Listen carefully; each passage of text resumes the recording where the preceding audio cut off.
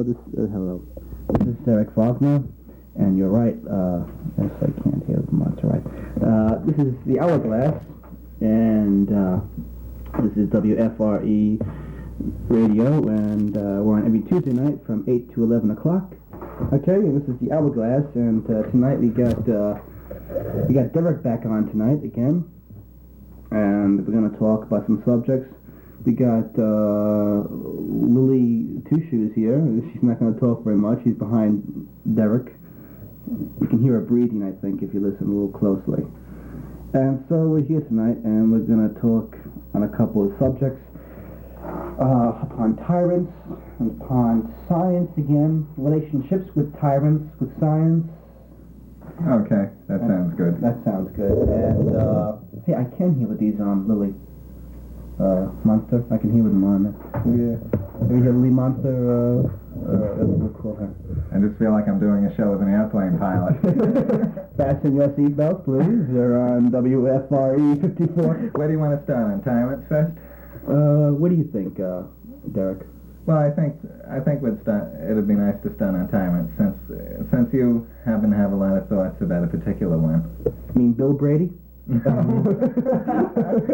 good, very good. I've never done a comedy show before, but it's pretty good. The tyrant of disco, Bill Brady. Big Brother is DJing you. Okay, all right. All right. From this moment on, no more about Bill Brady. Really, we have a sign, Big Brother Bill. All right, enough of this foolishness. Down to serious conversation and philosophizing. Well, when I was speaking about the particular one, it was rather good. It certainly was. When I was speaking about the particular tyrant, I was thinking of Hitler. Hitler. And Bill? No, all right. Hitler, yeah, I've heard of him. What do you think? Do you think a tyrant is justified in what he does? I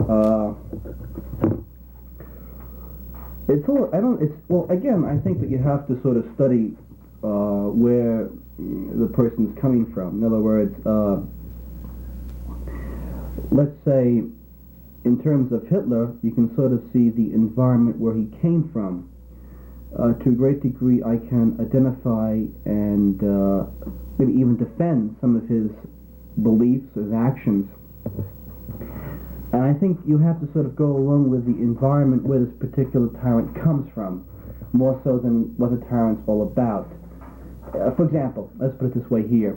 Let's say that we were in a situation in which there was a very bad environment in terms of social structure collapsing, and that people were not capable or didn't want to be bothered in terms of creating a new social structure.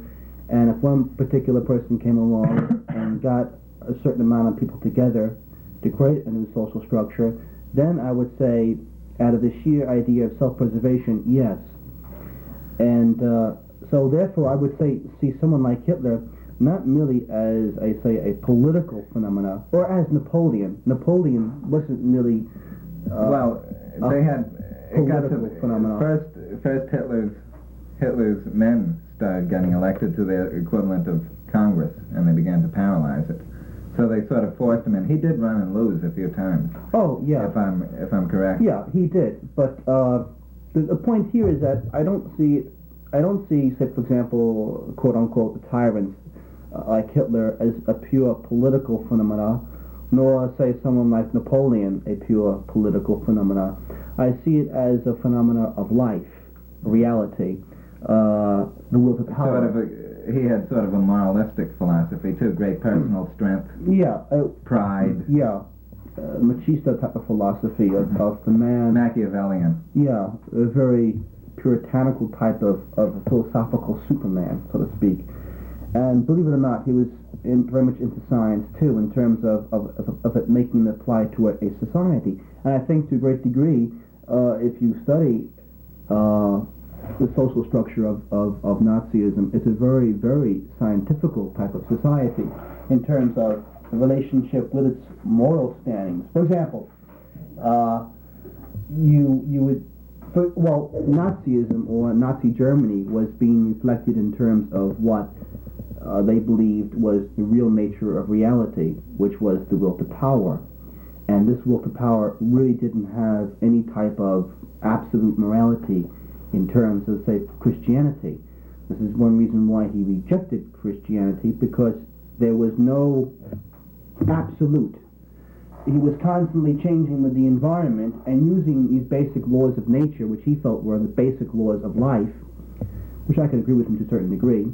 He was reverting back to basic laws of life, which was the will to power, and certain other elements within nature, shall we say. He was utilizing these to restructure a whole new society. But in doing that, why hate the Jews to have a common enemy?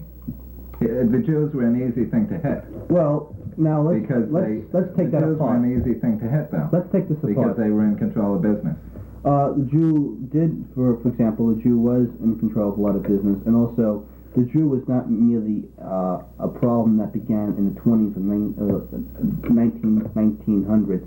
But we're dealing with not a godless people, but a countryless people at that point. We're dealing with a race of people who really basically had been persecuted, if you will, for 3,000, 4,000 years. But they were persecuted because they weren't strong enough. They lost the war and they lost their state. Period. Right, and they lost their state, and so they became. I don't want to get into today's Israel. Oh, I don't think they ever should have been put in there. Right, and it's a very back into today's Israel. We talk about democracy, and democracy was not being applied to that state. For example, there were 2/3 Arabs and 1/3 Jews. So therefore, Israel was not based upon a democratic function. It was based upon a totalitarianism type of function. You had a minority of people saying or being put into power because they were just simply Jews. Mm-hmm. And so what you had going there was a pure Nazi idea, if you will. An idea that these people were going to take power. It was Nazi in reverse because exactly. The Ottoman Empire lost the First World War. Exactly. The British were in control of the country and they put them in there. Exactly. And the Jews used terrorist means. They were killing British soldiers left and right. They were using terrorist ways before the state of Israel was created. So I hate this image now that is being created, that you have the Jew as being this poor moral creature who's being crushed upon, the peace-loving person, whereas the opposite, Israel was based upon not democracy, but upon totalitarianism in terms of minority rule, not majority. So therefore, don't give me this kind of crap that you have that they're democratic people. They are not. The foundation of Israel is not based upon democracy, but upon fascism. Okay? And second of all, it was based upon terrorism, upon violence. So, now the Jews oh, don't hurt me, please, Mr. Arab, I'm Mr. Nice Guy, whereas in reality, you look at the study of Israel, the Jew, and you have a different complete picture, which I just told you before. And so back to Hitler, a couple of reasons why Hitler did see the Jew as a threat was, first of all, you have to realize one thing. Communism was a big threat at that particular time. Right, and Nazism was homegrown, so they decided to go that way. And not because someone who, something that like the Nazis, something that developed at home, well, you see, would have the best interest of the country. But see, communism. With communism, they were afraid of being absorbed into the USSR. Well, to extent to a great degree, you had communism as being a Jewish type of orientation. You had Marx, you had certain types of Jewish revolutionaries, and also, for example, you did have revolution in Germany near the end of World War I that was Jewish orientated. So there was a great fear of the Jew manifested as a communist and as a person who was going to threaten Germany. So there were legit fears about the Jew manifested in terms of communism. Also, they had to have a reason to hate them. Oh, sure. That's what Hitler played on. I mean, what I'm saying is that there had to be a hate first what I'm saying for them to play on. The hate was not merely an illogical thing, but there were... Like the same thing could be done to us with the blacks. Of course. But the point here is that you have to see that particular time, and there was a lot of chaos, political, social, economical chaos, and you have to realize that to begin with. And it wasn't an intentional, or it wasn't like, well, look, we find a Jew here, we'll make the Jew as a scapegoat. On the contrary, Hitler sincerely hated the Jew. He believed the Jew was the culprit of the world. It was not And it was not like, well, we find a Jew as our scapegoat, he'll be our scapegoat. It was not. It was a sincere hatred, a sincere belief that the Jew was the culprit or the negative aspects of the world. And they manifested this in communism, they manifested this in Christianity, in Judaism, and they manifest this in terms of business. And they also manifested this as the Jew not being a German. And so I think there were a certain amount of legit feelings about the Jew. I don't think they're pure illogical feelings. And whatever illogical or hatred there was, it didn't start just then. It was an evolutionary period of time of 3,000, 4,000 years. It wasn't just the Germans who persecuted the Jews. I know. For example... well, we were all slaves at one time or another. Yeah, for example, the whole... There were times when Germany was under siege. I mean, our supposedly great inventor of mass production of cars, Ford, wrote an anti-Semitic book about the Jew. And you had a lot of political organizations in America before Hitler ever was born in 17th century, I think 1700s. Books written by Americans about the Aryan, about the Jew, and I can't think of the names, but I have them all at home about certain American writers who are writing books and this and that about the Jew and about the Aryan, about the Superman. So it wasn't purely a German idea. I go back to the idea that Hitler was a phenomenon of reality. There were the WASPs in this country. Sure, yeah. All of the time in the after the Civil War. You see, Hitler was not... They preached the same thing. Sure. They hated the Catholic and they hated the Jew. Exactly. But Hitler was not a pure political phenomenon. He was a phenomenon of reality. It was a phenomenon in terms as the will to power. He was a manifestation of reality. As, say, for example, Christ was a manifestation of God, I think Hitler was a manifestation of reality in terms of the most highest point possible. Here was this man who was manifesting this gigantic will to power, and everyone was becoming a connection of it, an extension of it. When he spoke, you had how many people who documented feelings about how he spoke. That goes into the man himself. He had charisma. He was turned possessed. people on. He was possessed. Even before he was elected. Yeah. Even when he was poor. Oh, yeah. There would be, he had 20, 30 men that would just travel around with him and sleep with him in streets and barns. You see, and just get any kind, beg food for a living, whatever. You see, he had that reality. He was possessed. That possession. The reality was manifesting itself in terms of him.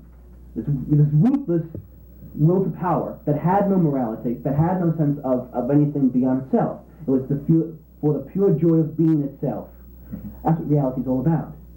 And when you begin to get into morality, then you begin to confine reality. When you get into morality, you're confining the experience of reality. No, you shouldn't do this. Well, why? Because, morality says you shouldn't do this. You shouldn't, have any extramarital sex before you get married because of morality. And you can begin to confine your experience of consciousness. Why? Because of ignorance. Ignorance is bliss. And so the fact comes back to Hitler, where there was no, confinement of his consciousness. There was this almost like experience of reality that was for the pure joy of experiencing it. The will to power. So you think he's justified? Yes, I do. That he had a power and he used it? Yes. And I think everyone uses their power. I hope everyone uses their power. I hope. But we do, in terms of society.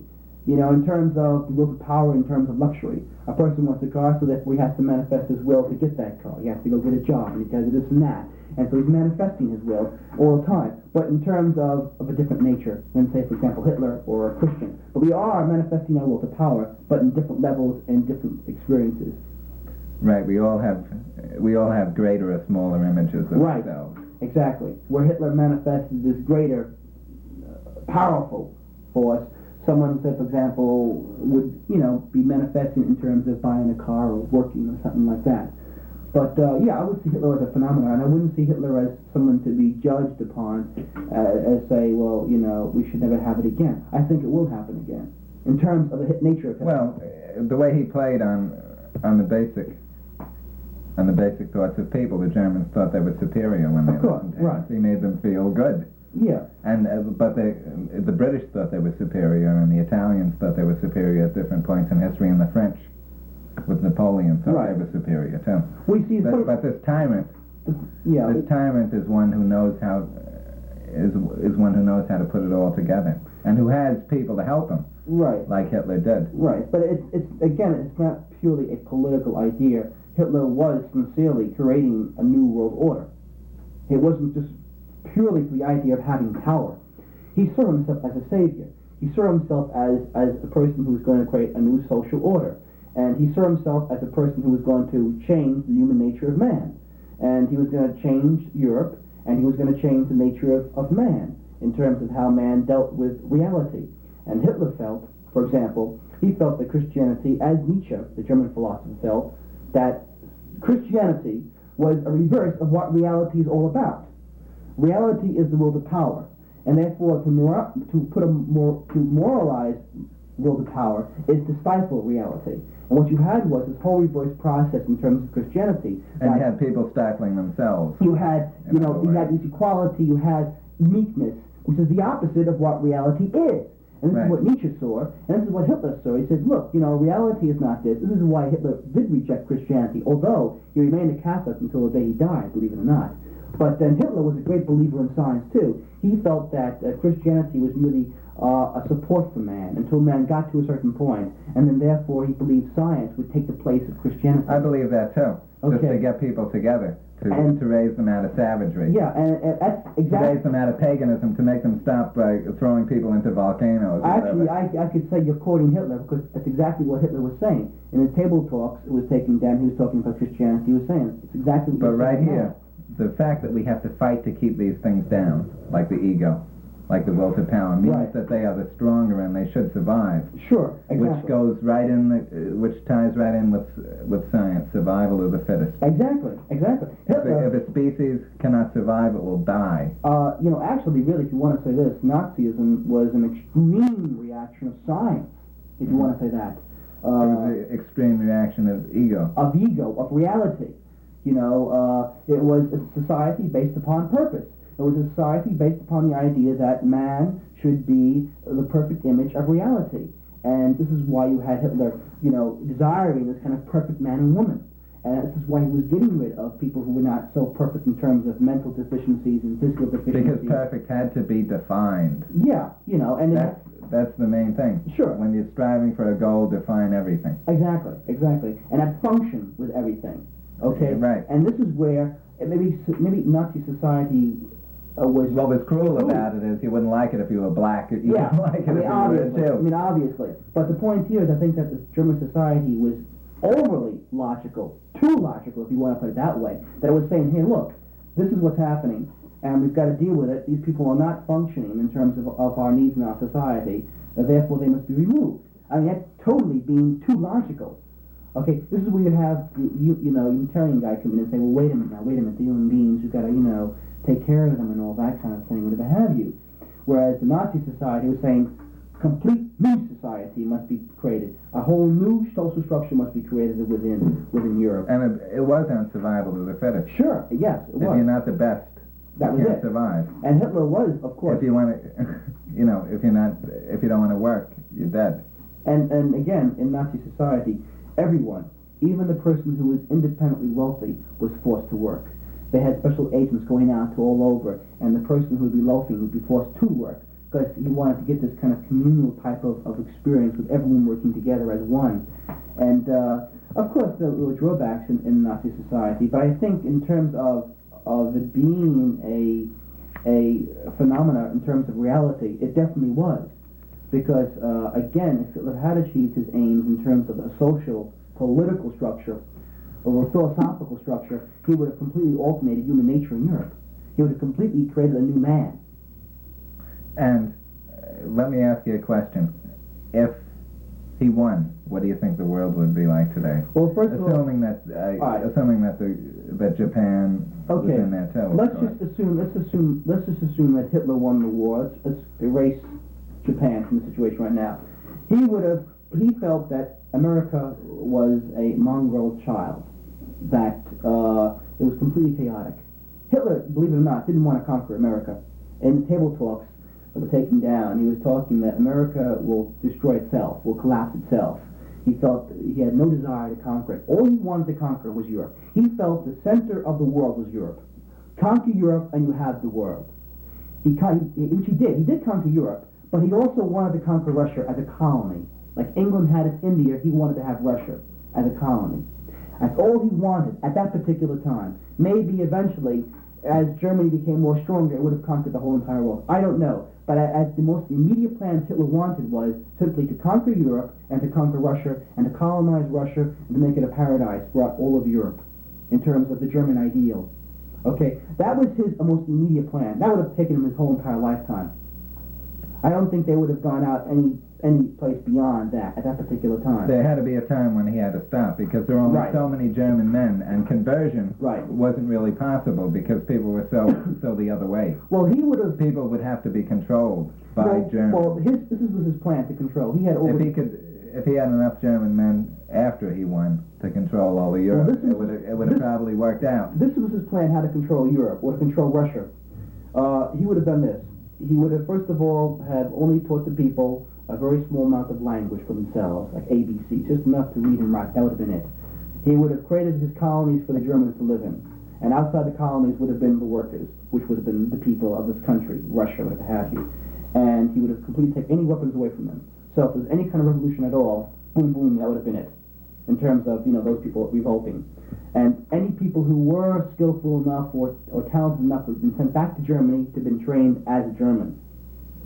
So he talks about the idea that Russia, for example, would have been colonized, creating these gigantic palaces for the Germans to live in, creating these gigantic towns for the Germans to live in. And outside the towns would have been the Russians, say, for example, who have been taking care of these, towns, these gigantic palaces for the Germans. And gigantic farms would have been created for the Germans to live upon and to send back to Germany. And if there had been any type of violence, the Russians wouldn't have had any weapons to begin with, and the special elite forces that would have been there would have been sent into those neighboring places and would have been dealt with. But that would have only existed for a while. Sooner or later, the leaders would get a little softer.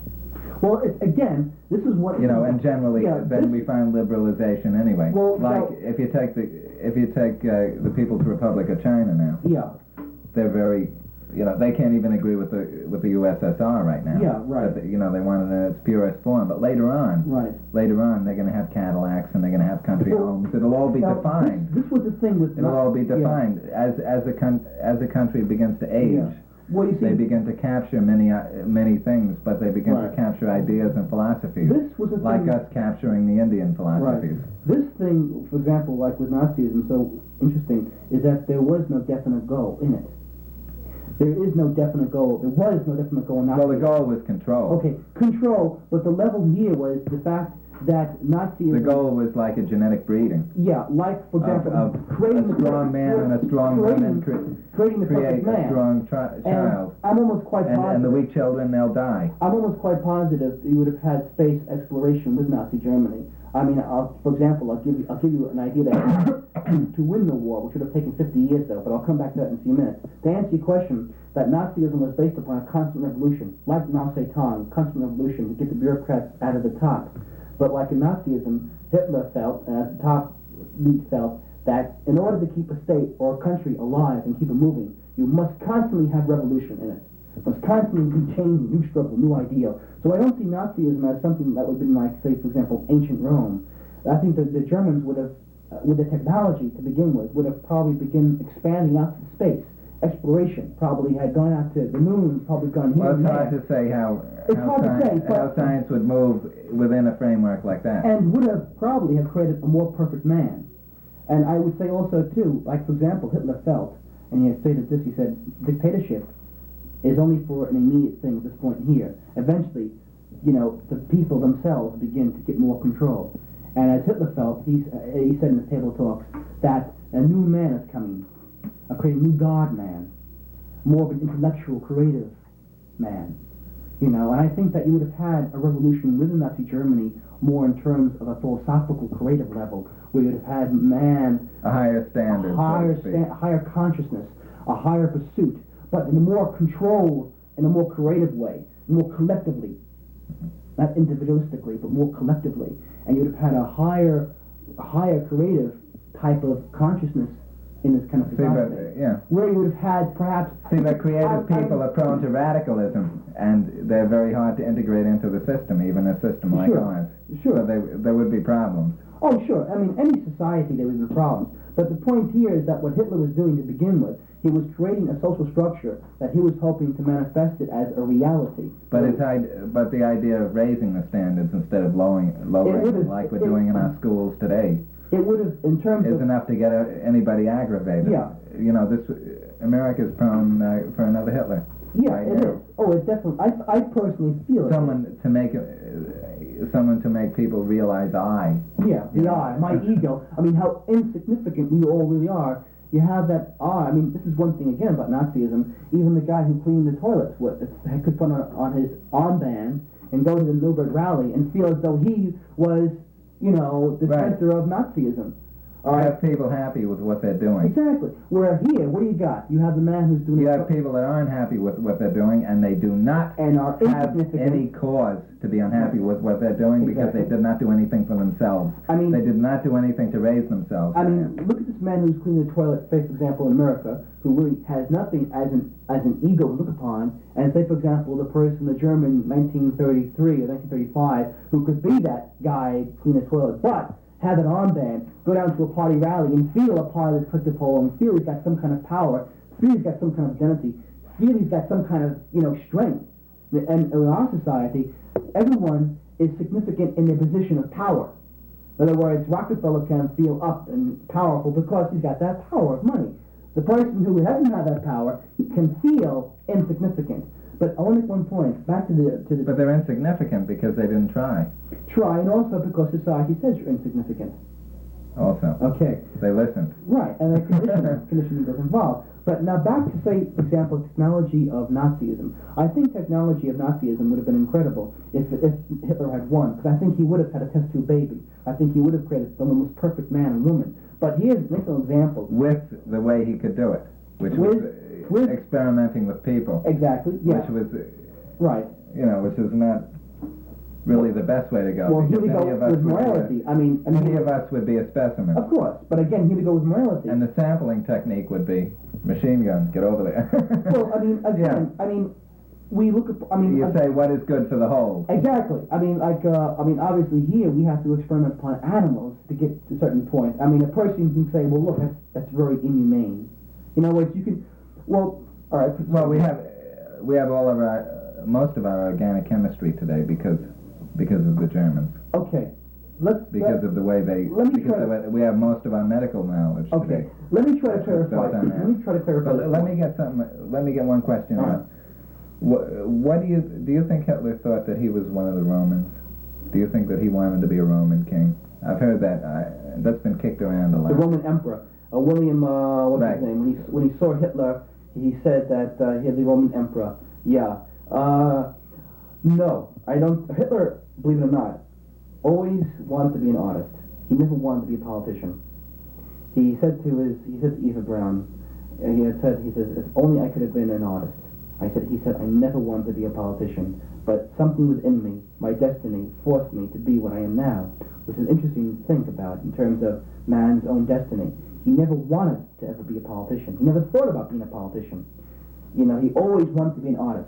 And matter of fact, one of his main things as a political man was to rebuild Germany. He had all these plans, all these models of how to rebuild Germany. He was into art. He loved art, architecture, the whole thing. That's what he really wanted to do. To build into eternity. He said, you know.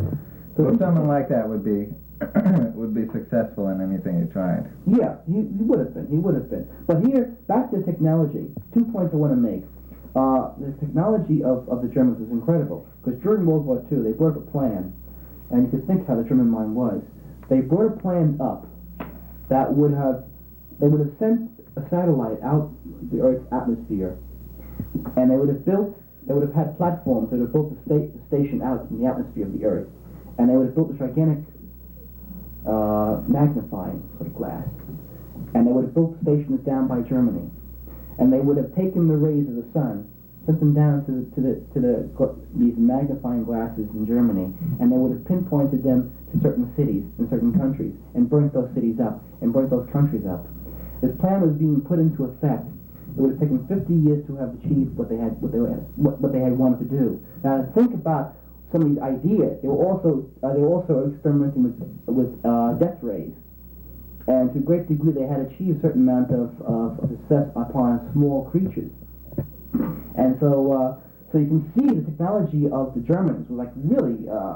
If it was controlled. If it had been controlled, I mean, if Hitler had. I'd say if his disciples went with what he wanted to do, I would say that science would be the father about 200 years ahead of what it was, what it is now, because within the framework of the USSR or the United States, it's in the United States you have fund cutting and everything like that, and within the USSR you have a lot of problems because it's a strict and controlled thing. We beg for money on TVs for all these foundations, the Cancer Association, this one here. But it really wouldn't be that way if science was their main motive. Yeah, but you never know what would.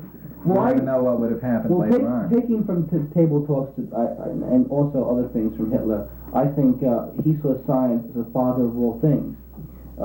Again, he saw science as a means that would destroy or end Christianity, and I think science would have been one of the dominant factors in terms of creating a whole new social structure in Germany. I think it would have been. I think a test tube baby would have been inevitable not to Germany. I don't think you would have had mental problems anymore in terms of mental deficiencies. I don't think you'd have had any physical problems. I mean, of course, no, they wouldn't care. They would just let them die. They would have let them die, and also they would have gotten to a point where their breeding, people would have been killed. Where their breeding, I mean, they would have reached the point where their breeding would have been that they would be producing the perfect kind of man and woman. They would have reached an evolutionary stage where, like, they would have bred the perfect man. They would force it. They would force it. So, in terms of that, one could say of course there would be that in every family there would be children that didn't make it. Yeah, but interesting. But they had it's better to leave them on welfare. But yeah, another interesting point is that that's what I've thought about a lot. That today they have instruments that they can find out. It's by pictures now. They can take and they can actually see if the child's going to be deformed before he's born. And here's another point of technology where, you can actually see if the child's going to be deformed or if he's going to be mentally deficient or if he's going to come out perfect and healthy. And now the question is going to arise, do you want that baby? Yeah, exactly. And then you get into religion again. Right. Of course the Pope won't like that. So here's another point that we were talking about before in terms of morality or in terms of what's right and wrong. This is how I sort of see it, and I think it's a good argument, although many people don't like to hear it probably. As long as we're constantly defining what should live and what should die, you're going to always have, say for example, people, the Germans defined in their particular time what should have lived and what should have died. They saw the Jew as not as a person. Therefore, in their composition of what should live and what should die, the Jew should have died. Now, let's take it to a certain point in our society. In the 1800s, we saw the Indian, we desired something from the Indian, we desired land. We saw the Indian, and we saw him not as a human being. Therefore, in our consciousness, we defined that Indian not as a human being. Therefore, we justified it in terms of killing the Indian and exterminating him to get his land. And we broke every treaty we ever made with them. So what I'm saying is that, take that to any level. For example, you'll kill a cockroach because in your mind, right, that's not a person. Not a person. I'll kill an ant, even though I know he's a member of a society. And he's alive. I'll kill him with even more gusto because I know he's a member of a of a society I don't like. So as long as we, as people, are defining what should live and what should die, from a cockroach to a man, then you're going to have this going on. Okay. What is life? Life is consciousness, and that is life. But what you're saying is, I can kill it because I am defining what should live and what should die. And we do that all the time. We do it every single day of our life. So what we kill things in our mind. So what the Nazis were doing, in terms of killing the Jews, they went out and did it, and that's why they had to be destroyed. And what they were doing, that was the ultimate sin. Well, everyone could think it for centuries. But Americans, but to actually take on organized organized killing of Jews. But Americans what they had to die don't for. realize that they're just like the Germans or anyone else. Because what the Germans did was what we did with the Indians or with the blacks. You said the blacks are not humans, therefore we enslaved them. Every single day you're playing, you're defining what you live and what you die. So therefore what I'm saying is that the Germans took it to a certain level, just as we do every single day, and exterminated the Jew. They're not unique in terms of history. They're doing exactly what we are doing throughout history. Exactly. The Christians destroy the Muslims. The Jew, the Catholic destroys the Protestants. How many histories of the time you have people are saying, you shouldn't live, you shouldn't die? Okay?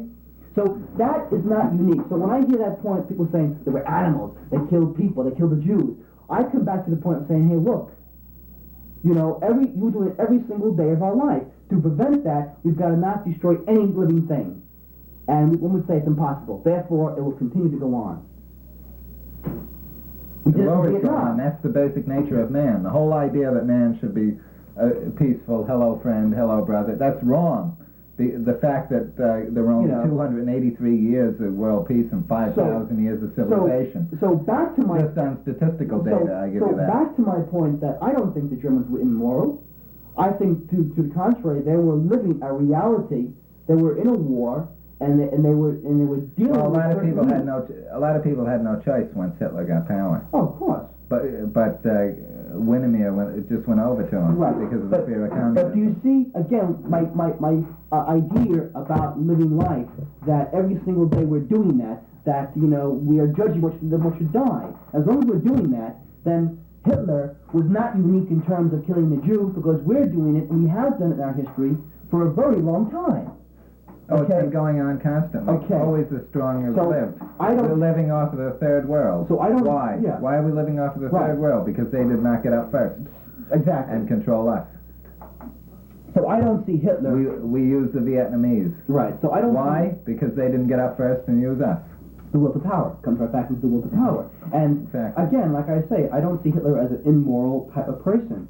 I feel as though it was simply a situation in which he was responding to. It was a world war, and he was responding to the idea that it was world war. It's foolish to create rules upon war to begin with. We're fighting for survival. Right. I mean, the whole idea of the whole thing that makes him a monster is he took on the organized killing of people. Right. Okay. Which before and always has been and always will be disorganized. Yeah. That's not recognized. Or disguised. Yeah, disguised. You see, the Americans, when they were killing the Indians and taking over the land, it wasn't condoned by the government, but it wasn't stopped by the government. Mm-hmm. Okay? So you have this kind of like atmosphere where, you know, we're here, we see, but we're not going to do anything about it. Whereas Hitler, you know, just blatantly did it. Right, but the Indians had no right to survival because they did not have technology. They did not have... Can you imagine? Can you imagine if we let the Indians live? Of course, well, exactly. And again, the Indian and the Aborigine? Now, should we all pull back and let them... Right. Now, again... Let them control the world? Now, there you have the question of morality. With their sun god and God knows what else. You know, but I'm saying, again, the point here is that I don't see the Nazi as an immoral type of person.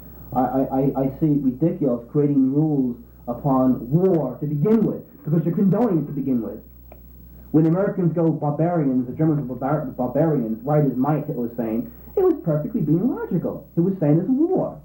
And everyone out for himself. And here we are saying, well, we've got to have laws. To me, it's ridiculous to begin with, because you're condoning it to begin with. For you and I to sit here and say, well, look, we're going to create laws about how we're going to kill each other. It's actually reality to condone the idea to kill each other. It's just the idea in everybody's mind. Right. Killing people's okay as long as it's not organized. Exactly. And again, you have the idea that Hitler was organized, and also, too, they say it was perverted, but I think that technology became perverted because of the fact you had about, I believe, 10 million Africans starving to death. During World War II, Africa went through a very, very bad, what's the word for it? I can't think of the word for it. A drought. A very bad drought. And because of the lack of technology, about 10 million Africans died. Okay, so here people don't hear about that. Okay, but you find out about that, and you see the reverse of the perversion of technology, where here we have the technology being geared to having war, and why people are dying of starvation because of a lack of technology to create a situation for them to survive in. Okay, so I think that people have to realize that too, that there's a kind of duality of the version of technology, you know, that we are equally the culprits as well as the Germans were. That's Okay. the way that's the way we live. That's They'll the way we always be live. the haves and the have-nots. They can't be all haves. That's exactly it. You wouldn't want everything shared equally. You say. Then if you make the same money as a man who sweeps the station, I Right. don't want to do that. Right, exactly. I don't want to make the same money as Right. as a street cleaner. Right, but see, here, the point here is that we look upon a situation, say, for example, like Hitler, and we sort of respond to our conditioning. Okay, we've been conditioned to look upon it as being an abnormal monster. And to be sure, there were things that were wrong. I mean, the concentration camps, in terms of what was going on there, I cannot condone, I wouldn't condone. I can understand everyone was flipping out, everyone was going crazy, but I don't condone it. But I do blame both sides for allowing that to happen. In terms of, I allowed the Allies, I would say the Allies are just as much to blame as for Hitler for World War II. The Allies of World War I gave him ammunition. They gave him too much. Put it this way The here. Polish corridor, which Put it- cut Germany in two pieces, Put it this way here. and a lot of unfair things. If you want something, and if I give it to you to begin with, you're going to pursue probably. And the same thing happened with Hitler. You didn't have the Allies saying, "Hey, look, you're not going to get this. We're going to stop you right here and right now." He wouldn't have pursued, and he had said this many times. He said that if the European countries had gotten together and said, "Look, if you're going to try anything, we're going to stop you right here." If the French and English had gotten together and stayed together, Hitler wouldn't have had World War II to begin with. So I blame both sides to begin with, that Hitler wanted certain things, they wouldn't stop him, and consequently you had World They War II figured as occurring. long as he's conquering them, I don't care. right. I don't care, just as long as he's not So here. I hold. Yeah, they all hated themselves Okay. also. So there was enough So I hold. hostility between So I all hold of the other both countries. responsible. I think if Hitler had been contained, I think Nazi Germany would have been a new model for science, a new model for a new man. But I think because of World War II, it became an extreme perversion But I of think war. I think the structure might have curtailed it. It would have like, changed. If you take the USSR, they have a very tight structure, Yeah, it and would- that's why they haven't gone any further than the German scientists. But you see, I think now again, Hitler. So you have to, then again, you have to say how much control should you have. Yeah, but you see, I Too think, much control, you'll Oh. just create radicals. Yeah, and these sure. people that would be scientists wouldn't be. You see, the they'll thing be here out is that Hitler being martyrs. Hitler created special schools for scientists. Hitler was creating a lot of educational systems for scientists, and he was catering a lot to the educational field in terms of science, in terms of education. He gave a lot of the programs were geared to education in terms of educating the people in science and all that. And a lot of it, believe it or not, a lot of the arts and cultures were supported greatly by the Nazi Party and all that. But I think you would have had an evolution of the social structure. Okay, I think it would have eventually had created a new man. It would have been a new example for a new society. I think that if Germany had been contained, if World War II hadn't occurred, I think Germany would have been a new model for a new man and for a new society and for a new whole approach to reality. I believe anyway, of what was going to it. But there still would be a horror out of what he was doing, and they would attack him anyway. I don't know. It's hard to say. That's hypothetical. I think people couldn't deal with what he was doing, and they would have destroyed the country anyway. I'm quite sure they wanted. That once he started on what he was doing, it was either succeed or lose. That's a pure any statement. success would be the utmost, and any defeat would be total. See, that I can't answer because I don't know. I know the sentiment towards Nazi Germany in Europe. Because The if Russians he did were not afraid touch of the Hitler. rest of the world, it would go the same way it was today. So say the Russians were afraid of Hitler. Hitler was strangling economically because of the fact he was taking a lot of South American countries away from America. And I know there was a lot of fear. And I think that to a great degree... The South American countries were always dictatorships anyway. To a great degree, And and they could identify more with him. Sure, right. Yeah, definitely. But I think that you would find a great need for the want of having a war with Germany. But I don't know if Hitler hadn't been that aggressive, would have occurred. But nevertheless, it did. and I blame both sides for Well, it. he had the idea that the best defense is a good offense. Yes, yes. He felt that Russia would have invaded him one time or another, and he felt that... I think he would have been invaded. Yeah. Had he just stayed where he It was. could have possibly it could have been, but I don't know. He was afraid of Russia in terms of that. That's why he invaded Russia in 1941, because he felt the Russians would have taken initiative if he hadn't done it. So, but again... But they beat him the same way they beat Napoleon. You know who beat him? Just that they had a lot of land to pull back into and destroyed everything. You know who actually destroyed Hitler? Hitler, I think, would have won World War II if it hadn't been for Benito Mussolini. It cost 6 weeks of the summer months, that would have gotten him to Moscow. He was just on the brink of getting Moscow. But what happened was Mussolini didn't tell him that he was invading Greece.